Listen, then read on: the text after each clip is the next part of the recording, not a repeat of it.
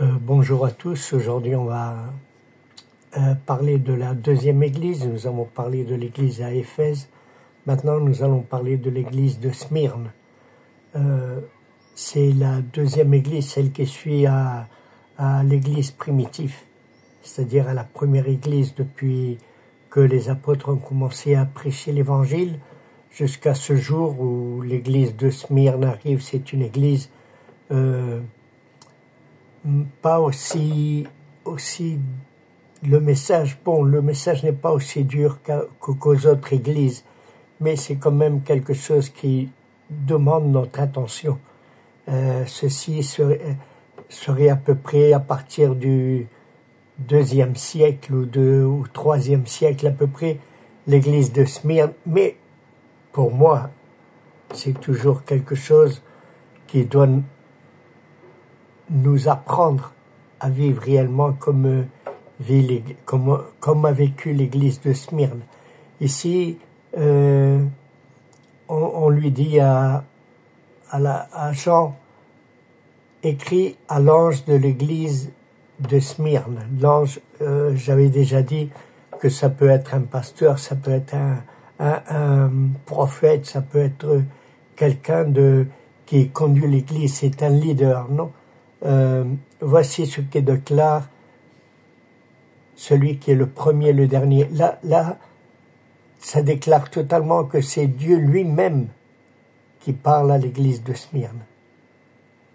C'est Dieu, c'est le premier et le dernier. Si nous regardons l'Ancien Testament, le premier et le dernier, c'est le Dieu d'Israël, c'est-à-dire c'est Adonai, c'est le Seigneur, c'est l'Éternel, parce qu'il est éternel. Le premier et le dernier, ça veut dire que il n'a ni commencement de jour, ni fin de jour. C'est le premier et le dernier. C'est Dieu lui-même qui parle à l'église de Smyrne. Et lui dit, celui qui était mort et qui est revenu à la vie. Ceci nous montre et démontre que Jésus-Christ était Dieu fait homme. Il est devenu homme pour nous montrer réellement comment arriver à Dieu. Il savait que c'était difficile, c'est pour ça qu'il est venu et il est mort pour nos péchés. Il y avait un film que j'ai vu, je ne me rappelle pas très bien le titre, ça fait trop longtemps que je l'ai vu, et il parlait de Billy Graham qui était en train de parler avec son fils et lui disait que pour faire quelque chose de grand, non, quelque chose parce que le fils était en train de tuer sans faire exprès des fourmis. Alors comme il aimait trop les animaux, il avait un peu de peine et il voulait même enterrer la fourmi. Alors le père Billy Graham lui a dit, de quelle manière pouvons-nous dire pardon à ces petites fourmis? Alors la résolution, c'était se faire fourmi, venir et parler avec les fourmis pour demander pardon. C'est-à-dire ce que Jésus-Christ a fait est ceci. Il est Dieu même est venu en chair pour passer tous les rudiments et toutes les épreuves que les hommes étaient en train de passer. Il savait que la loi, les commandements étaient très difficiles de pouvoir les accomplir. Alors la seule manière de venir, de faire et de pardonner aux hommes, c'était de venir lui-même comme un homme et participer de toutes les tentations. Nous avons vu comme il a participé des tentations, comme il a été tenté dans le désert, comment le diable a essayé de le tenter pour faire de lui un homme pécheur. Nous avons vu aussi comme même ces apôtres ont essayé de dissoudre l'idée de venir mourir sur la croix du Calvaire. Même ses amis, les disciples, avaient de la peine de voir que Jésus est en train de dire qu'il devait mourir pour le monde. Bon, le Seigneur lui dit, Dieu même dit à l'église de Smyrne, je connais ta détresse et ta pauvreté. Hein? Dieu connaît absolument tout. Même si des fois nous pensons que Dieu nous a abandonnés, Dieu ne nous abandonnera jamais. Il a dit clairement dans Matthieu, je suis avec vous tous les jours jusqu'à la fin du monde. Le Seigneur connaît absolument tout. Nos détresses, nos peines, nos joies, tout, absolument tout de nous, il connaît parce qu'il connaît le cœur des hommes. Il sait comment nous pensons, il sait absolument tout. Et réellement, c'est très, très, très, très difficile de cacher quelque chose devant Dieu. Et ta pauvreté, il dit, la pauvreté. Mais en réalité, tu es riche. Oui, parce que plusieurs personnes pensent que le christianisme est une religion un peu ennuyeuse, qui ne sait pas participer des choses avec joie, avec allégresse. Et c'est le contraire. Le christianisme est une religion pleine de gaieté, pleine de joie. Nous dansons, nous levons nos mains, nous prions le Seigneur, nous chantons au Seigneur. On s'aime les uns les autres. On est riche. En Jésus-Christ, on est réellement riche. On a absolument tout entre nos mains. Parce que Jésus a dit, tout ce que vous demanderez au Père en mon nom, je vous le donnerai. C'est-à-dire, nous sommes réellement riches. Mais beaucoup de fois, nous, comme chrétiens, on ne sait pas profiter des richesses que Dieu a données et que Dieu a mis dans nos vies. C'est triste de voir comment beaucoup de chrétiens vont dans la vie réellement trop sérieux, trop tristes, sans savoir que faire. Tandis que être dans le christianisme, c'est être dans la joie, dans une gaieté qu'on ne peut cacher au monde. On a toujours notre face plein de sourires. On est toujours joyeux, on chante toujours au Seigneur. On loue toujours le Seigneur. Le Seigneur connaît nos détresses, et notre pauvreté, mais il sait, et il nous dit, mais en réalité, tu es riche. Combien de nous savons-nous que nous sommes riches en Jésus-Christ? Vraiment, c'est difficile et c'est dur de voir comment le christianisme marche dans cette vie avec la tête baissée, tandis que nous devons avoir la tête en hauteur, orgueilleux d'être des fils de Dieu.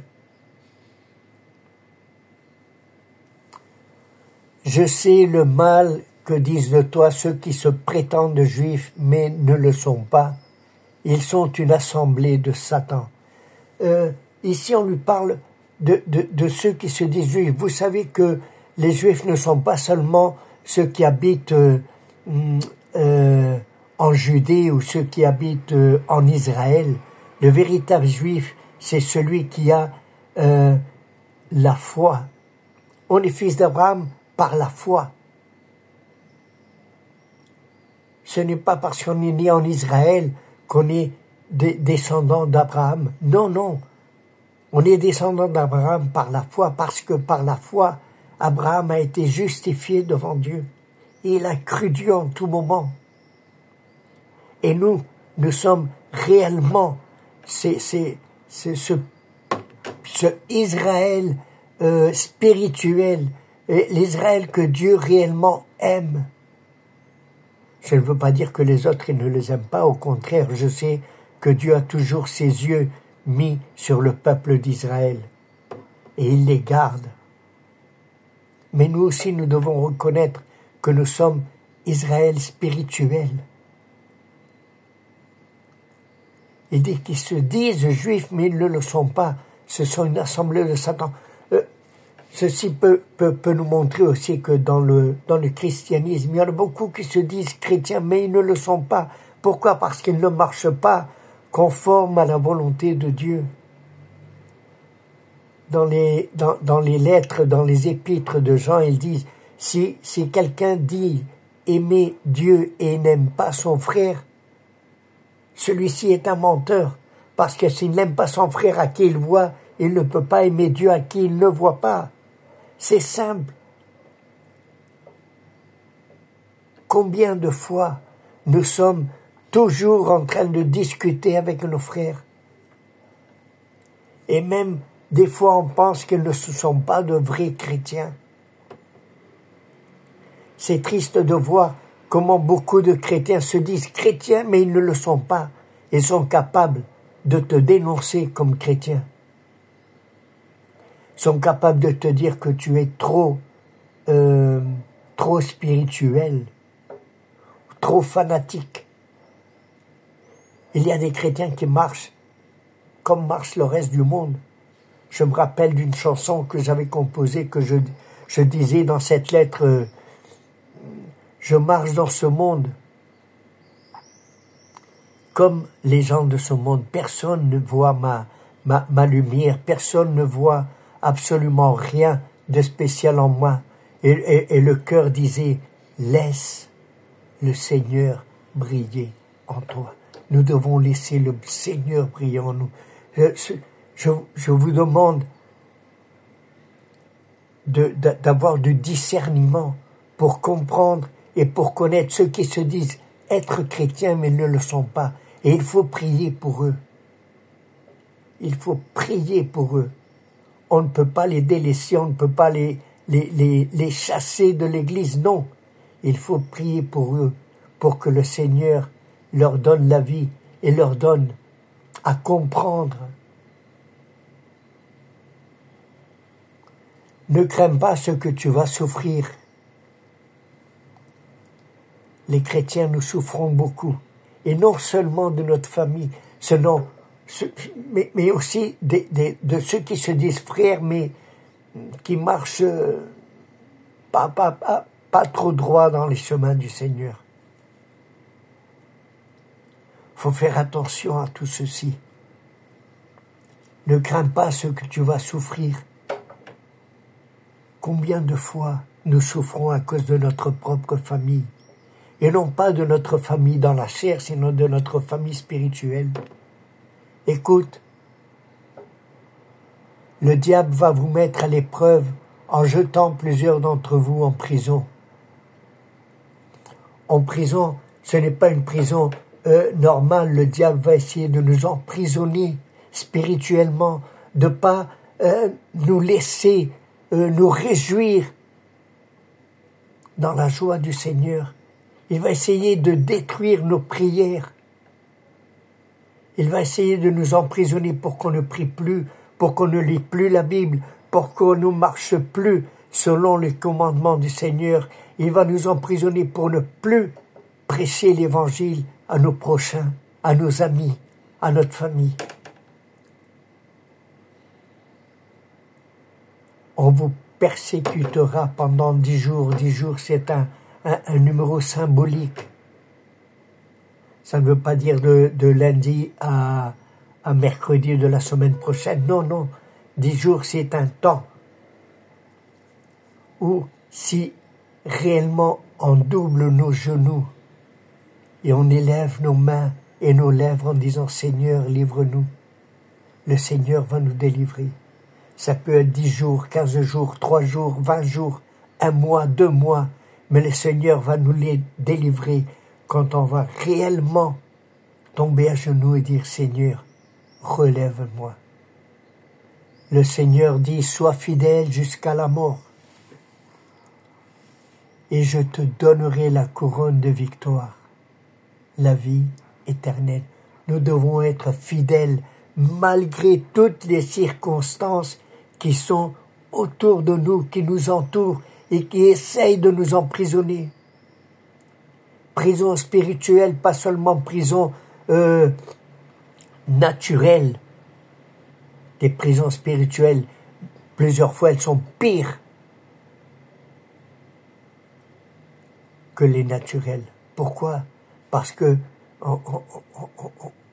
on nous prend et on essaye de nous faire mourir. C'est pour ça que le Seigneur dit, sois fidèle jusqu'à la mort. Même s'ils vont essayer de nous faire mourir, on doit être fidèle, fidèle jusqu'à la mort, fidèle dans le Seigneur Jésus-Christ, fidèle en tout et partout. Ceci non seulement était pour l'église de Smyrne, mais aussi pour nous, d'être fidèles jusqu'à la mort.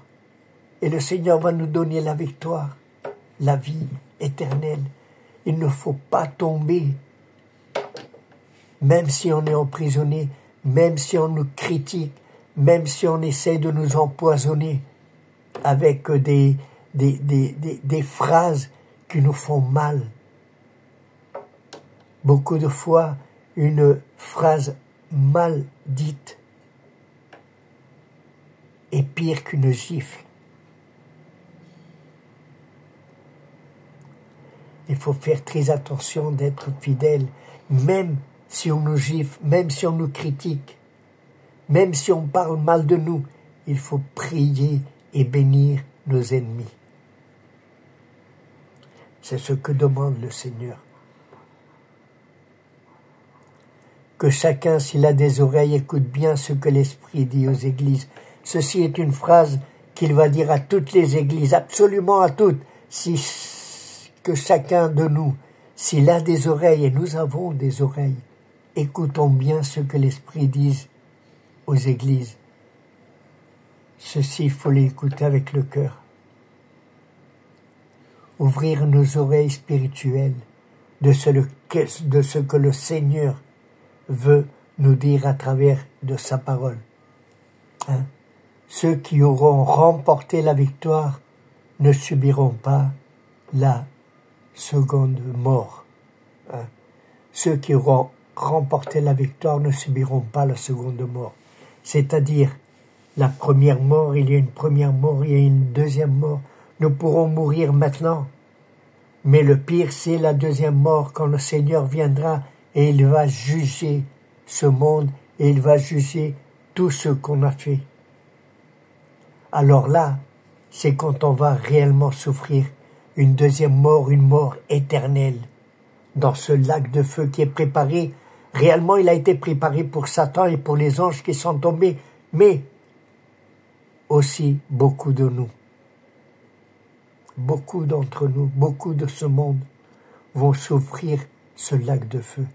Il faut faire très attention. L'église de Smyrne est une église à qui réellement on ne lui reproche presque rien. Seulement, on lui dit ceci, si tu as des oreilles, écoute bien ce que l'Esprit dit aux églises. Je sais que tu as des tresses, les persécutions que tu as, mais tu es riche. Tu es riche en Jésus-Christ. Nous sommes riches en Jésus-Christ. Tout nous appartient. Si Jésus est en nous, tout nous appartient. La vie éternelle nous appartient. La grâce nous appartient. Les dons nous appartiennent. Beaucoup de fois, j'ai écouté que chacun de nous puisse trouver le don que Dieu lui a donné. Et j'étais si mal chaque fois que je pensais, Seigneur, quel est le don que tu m'as donné? Je ne sais pas si c'est le don des langues, si c'est le don d'interprétation, si c'est le don de guérir les maladies. Et puis d'un coup, je regarde dans les évangiles de Jean, chapitre 4, la Samaritaine, que le Seigneur lui dit, si tu connaissais le don de Dieu, c'est ça le don qu'on a tous reçu. Tous nous avons ce don. C'est la grâce de Dieu, c'est Jésus-Christ dans nos vies. C'est ça le don que tu cherches. Tu n'as pas besoin de chercher autre chose. Si tu as Jésus-Christ en toi, tu as tous les autres dons. Seulement, il faut les mettre à l'épreuve, il faut les travailler. Seigneur, aide-moi dans tous les dons que tu m'as donnés à travers toi. parce que Jésus-Christ est le véritable don, celui qu'on a tant cherché. Ceci était l'église de Smyrne. J'espère que demain, après-demain, on va parler de l'église de Pergame. Je vous bénis parce que je ne sais pas très bien, alors ma femme va être opérée, je ne sais pas très bien si je vais pouvoir être avec vous tout le temps nécessaire, mais j'espère que demain ou après-demain, on verra l'église de Pergame. Le Seigneur vous bénisse et prêtez très attention à la parole de Dieu qui nous donne la vie. Amen.